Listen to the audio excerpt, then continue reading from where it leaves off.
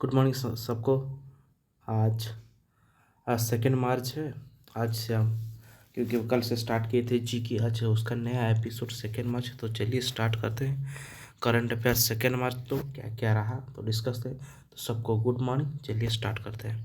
पहला, sectoral development of bank credit. एक RBI मतलब रिजर्व बैंक ऑफ इंडिया एक नया डाटा निकाला है, मतलब एक रिपोर्ट निकाला है, जिसका रिपोर्ट का नाम है sectoral development of bank credit, जो कि जनवरी 2023 के लिए। According to this, retail and non banking financial company lead to a rise in credit to service 21.5% year over year in January 2023 compare to 5.7% in January. मतलब बोल रहा है कि आरबीआई इस क्या ना sectoral development of bank credit निकाला, जिसमें से जो एनबीएफसी का रिटेल एंड एनबीएफसी लोगों का क्रेडिट फैसिलिटी वो बढ़ गया है। 2022 में 5.7% था, 2023 का जनवरी में 21.5% है। मतलब 2022 में एनबीएफसी और रिटेल बैंक जितना भी थे लोगों को, मतलब जितना अपना कस्टमर लोगों को कम क्रेडिट फैसिलिटी कर रहे थे, लेकिन उसके तुलना में अभी 2023 जनवरी में एनबीएफसी एंड रिटेल बैंक जितना भी है वो अपना कस्टमर को ज़्यादा अमाउंट का क्रेडिट फैसिलिटी प्रोवाइड कर रहे हैं, मतलब लोन दे रहे हैं, लोन अप्रूव हो रहा है। समझ मैसेज। तो ये वाला चीज़ वही है कि आरबीआई कौन सा रिपोर्ट कहता है, sectoral development of a bank credit January 2023, जो कि रिपोर्ट कौन निकाला, आरबीआई। कितना बढ़ा, 21.5%। किससे, 5.7। जनवरी में 5.7 था, अभी कितना रहा, 21.5%। बढ़ते हैं आगे। ESAF Bank sign an MOU with the V-Guard to finance solar rooftop power system।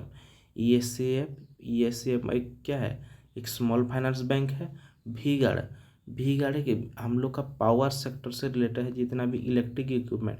तो इसमें बताया गया है कि ESAF स्मॉल फाइनेंस बैंक है sign an MOU with the electric equipment manufacturer V-Guard Industry Limited to provide financing options including loans and installment payment plans to customers who opt for installing V-Guard solar rooftop power system.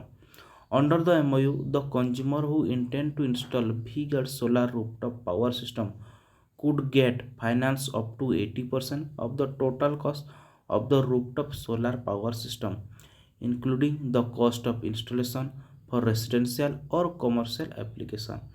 तो ministry of new and renewable energy कौन है, RK Singh, मतलब Rajkumar Singh, has provided up to 40% subsidy for the V-Guard rooftop solar power system. V-Guard industry limited offers a range of solar panel models from कितना 3 to 15 kilowatt. 1 kilowatt can generate 4 to 5 unit of electricity on a sunny day. Sorry, मतलब बोला गया है कि ESAF small finance bank किसके साथ partnership किया, V-Guard। क्यों, ताकि सोलर इंस्टॉलेशन है हो सके, सोलर इंस्टॉलेशन के, क्योंकि इंडिया जो प्रेडिक्ट किया है 2070 तक 2070 तक कार्बन न्यूट्रल होने के लिए। तो अभी जितना भी एनर्जी सेक्टर अब ज़्यादा रिन्यूएबल एनर्जी के ऊपर फोकस किया जा रहा है। तो इसीलिए कौन, ESAF V-Guard, मतलब कोई V-Guard से solar rooftop power solar panel लगाना चाहे अपना घर या बिजनेस, रेसिडेंशियल प्रॉपर्टी या फिर बिजनेस में, तब वो बैंक ESAF बैंक उसको लोन प्रोवाइड करेगा। कितना ना 80% तक। उसके ऊपर क्या है कि गवर्नमेंट भी आ गया है कि अब अगर आप सोलर रूफटॉप लगा रहे हो तो मैं आपको 40% सब्सिडी दूंगा। हाँ, मतलब मोटा मोटा तौर पे देखा जाए तो जो कस्टमर या बिजनेसमैन दे वो उसको इंस्टॉल करेगा, उसको 60% में सारा जो सोलर रूफटॉप प्लान मिल जाएगा। तो ESAF स्मॉल फाइनेंस बैंक का MD एंड CEO क्या है, केपी थॉमस। केपी थॉमस मतलब Kadambeli Paul Thomas. ESAF small finance bank का MD and CEO KP Thomas. Headquarter कहाँ पे, त्रिशूर, केरला। एस्टेब्लिश कब हुआ था, 10 मार्च 2017। टैगलाइन क्या है, जॉय ऑफ बैंकिंग। बढ़ते हैं आगे। ADB to fund 1311.2 crore tourism project in Himachal Pradesh. मतलब एडीबी मतलब Asian development bank Himachal Pradesh state में टूरिज्म को बढ़ावा देने के लिए कितना इन्वेस्ट कर रहा है ना, 1311.2 करोड़। इसमें बताया गया है कि ADB has agreed in principle to provide 1311.2 crore under phase 1 of the proposed infrastructure development investment program in Himachal Pradesh. तो इसका जो टोटल कॉस्ट है 2357, जिसमें से 1311.2 करोड़ कौन प्रोवाइड कर रहा है, एडीबी प्रोवाइड करेगा। रेस्ट जो अमाउंट बच गया वो गवर्नमेंट प्रोवाइड करेगा। किस लिए ना, फेज 1, इस फेज 1 के तहत क्या क्या हिमाचल प्रदेश में डेवलप होगा ना, there will be a beautification of Palampur convention centre at Dharamshala, thematic cum green park at Barakpur, wellness centre at Dharamshala, Shimla, Nadaun and Kullu Manali, high and fountain tourist facility at Dharamshala. मतलब इसमें बोला गया कि एडीबी हिमाचल प्रदेश में अपना टूरिज्म सेक्टर को बढ़ाने के लिए कितना प्रोवाइड कर रहा है लोन ना, 1311.2 करोड़। टोटल कितना है 2357 करोड़, जिसमें से इसमें फेज 1 में ए डेवलप होगा। तो एडीबी एशिया डेवलपमेंट बैंक, उसका हेड कौन है ना, प्रेसिडेंट कौन है ना, मासात्सुगो आसाकावा। हेडक्वार्टर कहाँ पे है, फिलीपींस मनीला। एस्टैब्लिश कब हुआ था 1966। बढ़ते हैं आगे। IDFC Bank and Federal Bank partner with Saadhan and Next Generation on a UPI 123 Pay to encourage featuresful user makers digital payment. मतलब इसमें जैसे हम लोग को फ़ोन पे, गूगल पे, पेटीएम ऐसे करते हैं, तो क्या एक हम लोग को स्मार्टफोन में करते हैं, तो ये लोग क्या क्या कि अब फीचर्स फ़ोन मतलब नॉर्मल फ़ोन जो कीपैड वाला फ़ोन है जहाँ पे इंटरनेट एक्सेस होता नहीं, उसी के लिए वो क्या किए ना, अब दोनों, पहले तो आरबीआई भी निकाल दिया, आरबीआई भी निकाला है उसका चार्जेज। तो उसी के तहत कौन कौन दो bank, IDFC bank and federal bank, दोनों मिलके किसके साथ मिलके ना, साधन एंड नेक्स्ट जनरेशन के साथ मिलके यूपीआई 123 पे पोर्टल लॉन्च की है to encourage features users to make digital payment. इसमें बताया गया कि मतलब ऑफलाइन भी आप बिना internet connectivity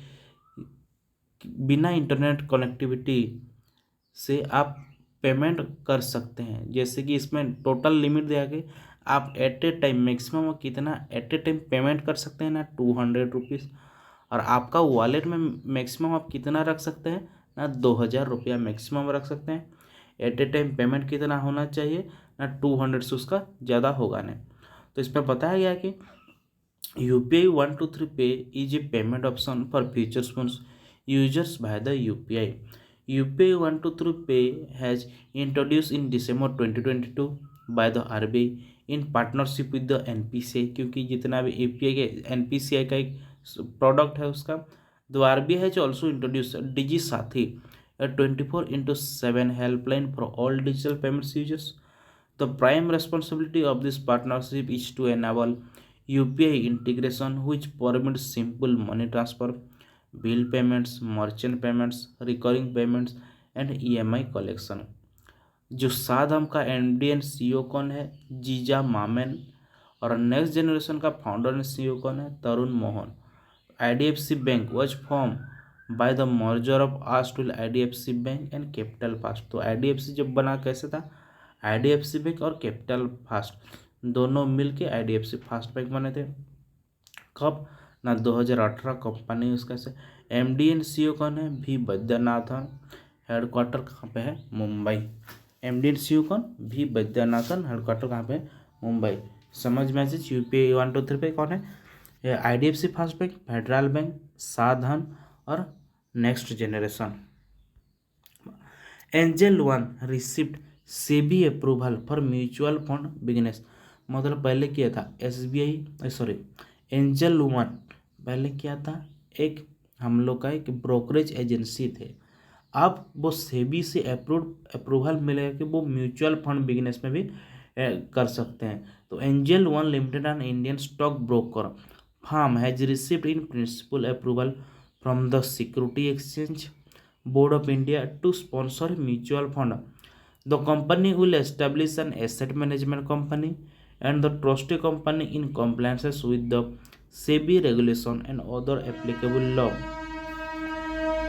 Angel One is a technology-led financial service company providing broking and advisory service, merging funded loans against share and financial product distribution to its clients under the brand Angel Broking. Angel broking, अब angel one broking था पहले जो brokerage agency, अब angel one वो अब mutual fund वाला business भी कर सकते हैं। तो अप्रूव कौन किया? सेबी। जाहिर सी बात है जिसमें से स्टॉक एक्सचेंज से जितना भी रिलेटेड आएगा वो उसको अप्रूवल कौन देगा ना? सेबी। और बैंक से रिलेटेड जितना भी आएगा वो अप्रूवल कौन देगा? आरबीआई। इंश्योरेंस सेक्टर जितना आएगा वो IRDAI। समझ में चीज़? बढ़ते हैं आगे।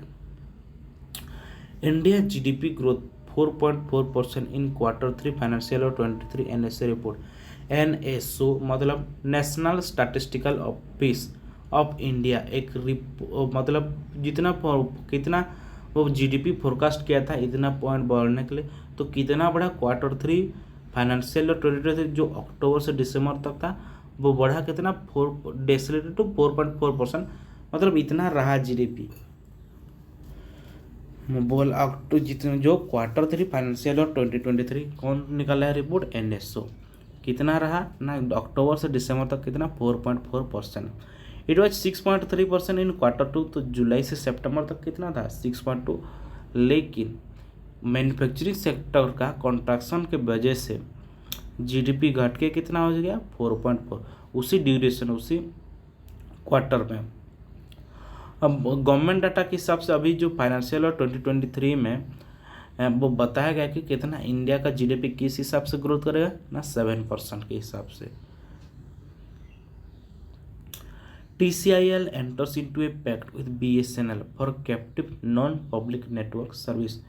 TCIL मतलब telecommunication consultant India limited has entered into an agreement with Bharat Sanchar Nigam Limited for the provision of captive non-public network service to enterprise customer with an experience in field deployment of mobile technology. TCL will provide robust end-to-end private 5G network solution to enterprise customers as the master system integrator. TCL will ensure to utilize the indigenous products along with the MNC product in CNPN networks. TCIL aims to deploy private 5G in central government, state government, PSU premises, industry, mines, refinery and airports. मतलब बोला है कि जैसे BSNL एक networking company है, उसका 4G BSNL का जब 5G नेटवर्क आ जाएगा तो उसका मैनेजमेंट कौन करेगा ना? TCIL telecommunication consultant India limited, उसका सारा चीज मैनेजमेंट कब वो कौन करेगा ना? TCIL private robust end to end private 5G network solution provide करेगा। किसका ना? BSNL का, BSNL 5G का। समझ में चीज? बढ़ते हैं आगे। इससे Reliance Industries set up a subsidy to develop commercial property. पहला देखो रिलायंस जब पहला स्टार्टिंग हुआ था, रिलायंस पहले मेरे जानने के हिसाब से ना पहले पेट्रोलियम सेक्टर में, क्रूड ऑयल में सेक्टर में, अब धीरे धीरे उसका क्या आया, जितने भी रिटेल प्रोडक्ट्स उसके ऊपर आया, अब नेटवर्क सिस्टम में भी आएगा। रिलायंस जियो जो है अब धीरे धीरे अपना और नया कौन सा ब्रांच बना रहा है? अब कॉमर्शियल प्रॉपर्टी के ऊपर अपना ब्रांच बना रहा है। मतलब वही बोला कि Reliance industry set up a subsidiary to develop commercial property. Sorry, Reliance Industry Limited has incorporated a wholly owned subsidiary name. अब जो सब्सिडियरी नेम क्या है ना? RSOUL, Reliance so limited to carry on inter alia the business of development of property for commercial use. Reliance Industry Limited has invested 1 lakh in the equity share of 1 lakh crore, शायद देखना पड़ेगा, sorry इसमें थोड़ा शायद printing mistake है जो लिखने में। तो उसका रिलायंस इंडस्ट्री का सब्सिडरी कौन है? RSOUL, जो कि कमर्शियल प्रॉपर्टी में उसका अब डायरेक्ट डीलिंग करेगा। उसका जो सब्सिडी बना बढ़ते आगे। GST council agree to reduce GST rate for pencil sharpener jaggery and examination institute. GST goods and service tax council chair by Nirmala Sitharaman, union minister of finance has agree to reduce the GST rate और pencil sharpener liquid jaggery and examination institute during its 49 meeting held in Vigyan Bhawan new Delhi on February 18, 2023। मतलब अभी recently कितना number का meeting, 49th meeting का 49 number का GST council meeting कहाँ पे हुआ, न्यू दिल्ली का विज्ञान भवन, जिसमें निर्मला सीतारमण उसको हेड किए, चेयरपर्सन थे। वो बोले कि अब जितना भी pencil sharpener jaggery examination institute में तो जीएसटी रेट था उसको अब घटाएंगे।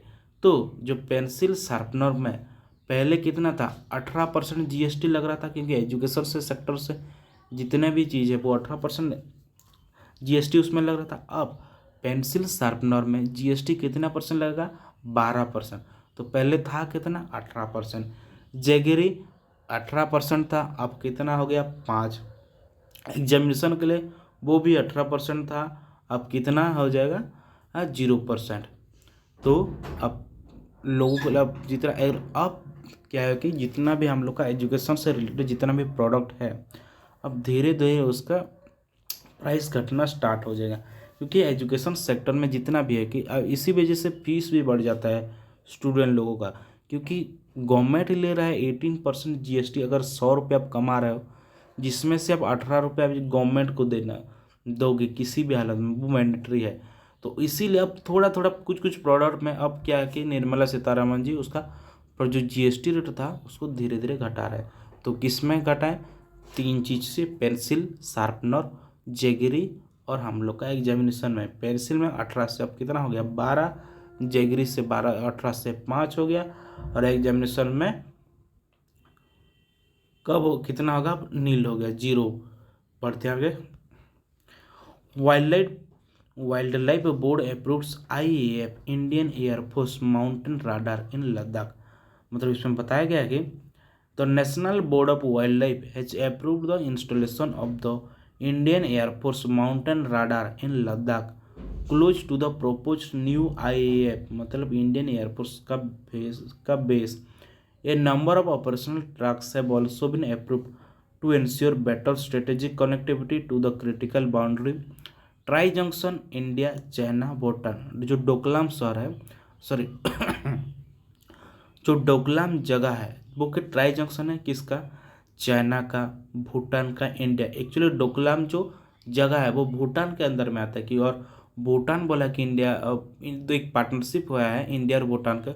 अगर भूटान के ऊपर कुछ भी ऐसा इशू होता है तो इंडिया उसका मिलिट्री सर्विस प्रोवाइड कराएगा, तो इसीलिए इंडिया वहाँ पे जाता है। तो एक ट्राई सर्विस यहाँ पे, तो उसी डोकलाम के आसपास आप इंडियन एयरफोर्स के अपना माउंटेन राडार जो लद्दाख में वहाँ पे ये करेगा, क्योंकि ताकि ट्राई जंक्शन जो चाइना भूटान ये सब उसका क्रिटिकल बाउंड्री उसको सारा चीज़ अपना निगरानी में रख सके। तो उसका कॉस्टिंग कितना रहा ना, 10,000 crores along the LAC। At least 6 new operational trucks have been approved to facilitate the movement of defense troops and logistics at the Batangla tie junction between India, Bhutan, China and the Nathula Pass। तो NBWL chair पे कौन, भूपेंद्र यादव। भूपेंद्र यादव कौन है, ministry of environment forest, इसका climate change इसका है, कौन है, चेयरपर्सन है। Indian air force chief of air staff कौन है, air marshal BR Chaudhary.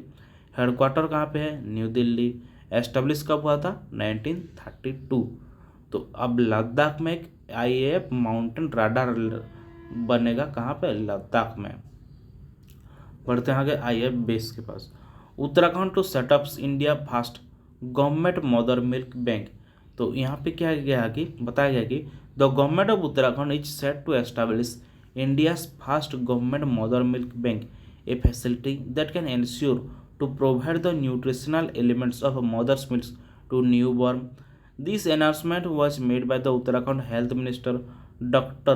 Dhan Singh Rawat during the Emerging Leaders of the Gharwal program of Amar Ujala Through this milk bank, milk will be made available to those newborn babies whose mother dies during delivery. This facility will help to reduce infant mortality rate in Uttarakhand. तो जाहिर सी बात है, कुछ कुछ ऐसा होता है, condition हो जाता है कि उसका डिलीवरी होने के बाद उसका मम्मी क्या बोलते हैं, उसका एक्सपायर हो जाते, तो उसी लिए अब बच्चे को बोले कि अब मिनिमम 6 महीना तक मदर्स मिल्क उसको प्रोवाइड करना चाहिए। तो अगर उसका मम्मी एक्सपायर कर जाते हैं किसी किसी वजह से, तो उसी जो बच्चा को मदर मिल्क फीड करने के लिए एक गवर्नमेंट अपना mother milk bank Uttarakhand government उसको ये किया है, ताकि कोई अगर चाहे तो अपना प्रोवाइड कर सकता है उसी बैंक में दे के। तो उसी जितना भी मिल्क कलेक्शन होगा उसी को वो हॉस्पिटल में पहुंचाया जाएगा और बच्चे लोगों को दिया जाएगा, ताकि उनका न्यूट्रिशनल डेफिशिएंसी ना हो।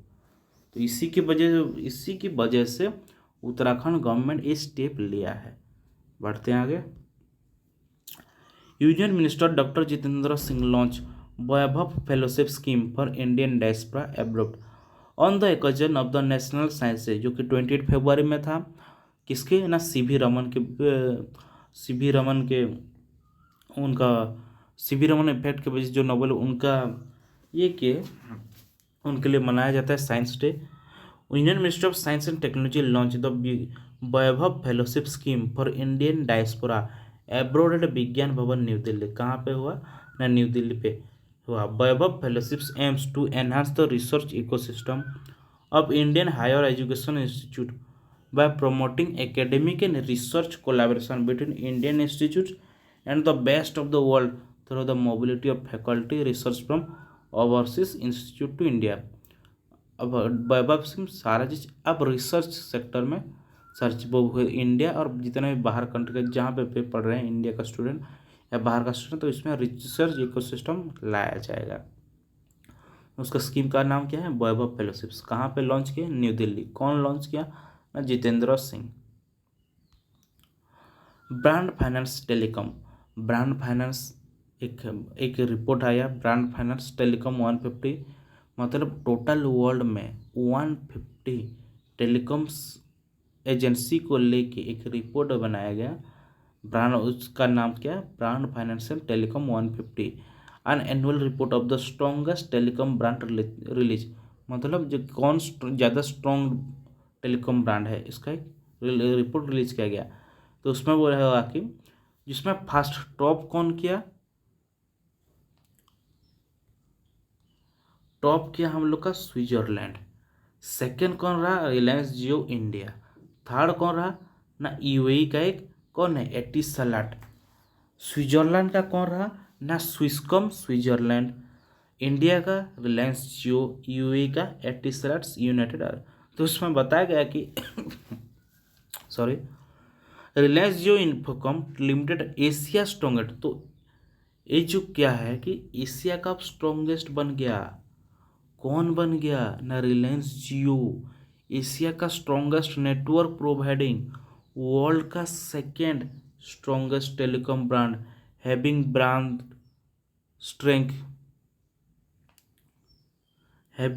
स्ट्रेंथ इंडेक्स स्कोर ऑफ कितना 90 out of 100 and earning N elite triple A rating.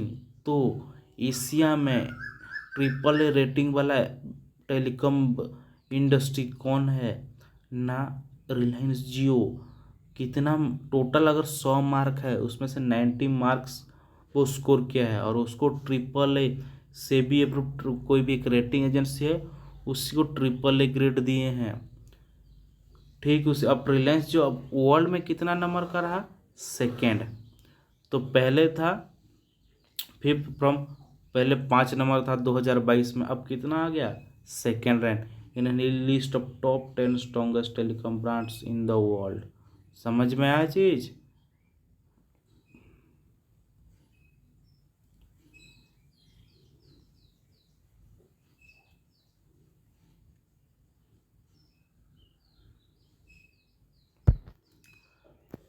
तो उसका पहला कौन रहा, स्विट्जरलैंड।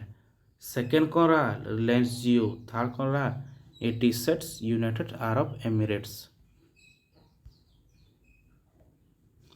बढ़ते हैं आगे। The government of India was honour with the government leadership award 2023, GSMA 2023 global mobile awards at the mobile world congress held in Barcelona Spain. मतलब इसमें हुआ है कि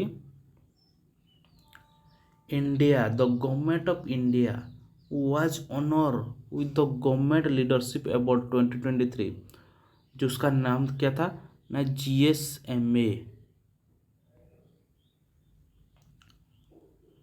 तो GSMA 2023 ग्लोबल मोबाइल कांग्रेस कहाँ पे हुआ, बार्सिलोना स्पेन में। जो वर्ल्ड कांग्रेस हुआ इसमें से गवर्नमेंट ऑफ लीडरशिप अवार्ड किसे मिला ना, इंडिया को मिला। क्यों मिला ना, India received the government leadership award 2023 for the implementation of the best practices in telecom policy and regulation. Telecom policy and उसका रेगुलेट करने के लिए गवर्नमेंट ऑफ इंडिया को गवर्नमेंट लीडरशिप अवार्ड मिला। कहाँ पे मिला ना, वर्ल्ड मोबाइल कांग्रेस हुआ कहाँ पे था, बार्सिलोना स्पेन पे। तो लीडरशिप अवार्ड किसे मिला, इंडिया। क्यों मिला, टेलीकॉम पॉलिसी रेगुलेशन के लिए। समझ में आया चीज, हुआ कहाँ पे था, बार्सिलोना स्पेन पे।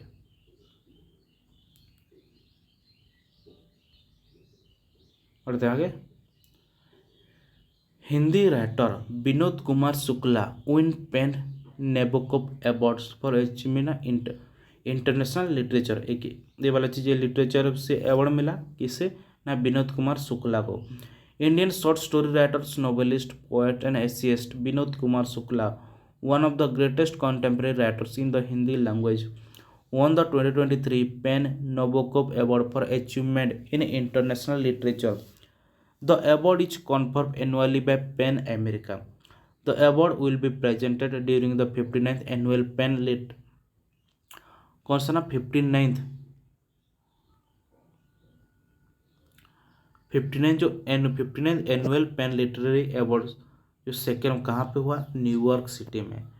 तो जो न्यूयॉर्क सिटी अमेरिका में हुआ, कौन सा 59 नंबर का एनुअल पेन लिटरेरी अवार्ड, जिसमें से अवार्ड हिंदी राइटर किसे मिला ना, विनोद कुमार शुक्ला को।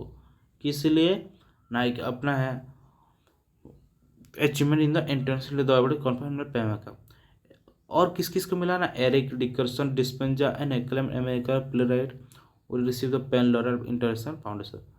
तो इसमें बोल कहाँ एक जो बोला जाएगा, इसमें क्या क्या क्वेश्चन आ सकता है ना। जो एनुअल पेन लिटरेरी अवार्ड हुआ कहाँ पे था ना, न्यूयॉर्क में था पेन लिटरेरी अवार्ड। उसके बाद कौन सा नंबर का एडिशन था, 59th नंबर का। इंडिया में से किसको मिला ना, विनोद कुमार कौन किस टाइप का, इंग्लिश से हिंदी है, उड़िया है, संस्कृत है, कौन सा लिटरेचर है ना, हिंदी राइटर है। तो इसीलिए उनको क्या मिला ना, PEN Nabokov award for achieving international literature awards. Sorry